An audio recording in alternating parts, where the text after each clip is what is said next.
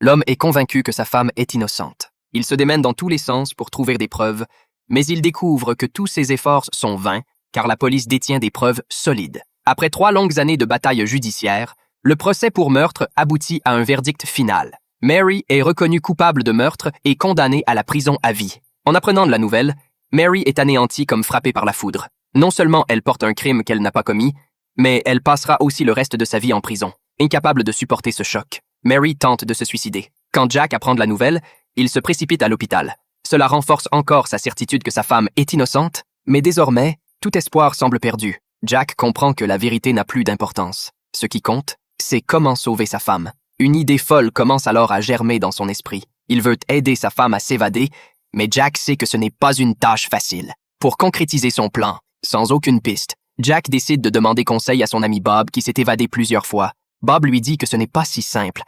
S'évader n'est que la première étape. Le plus difficile, c'est de rester libre ensuite. Pour ne pas être retrouvé par la police, il faut couper toutes les pistes, avoir suffisamment d'argent et de faux papiers pour quitter le pays. Tout doit être prêt avant de commencer. Bob avertit aussi Jack que s'il n'est pas prêt à tout risquer, il ne faut surtout pas tenter l'évasion, car les conséquences pourraient être terribles.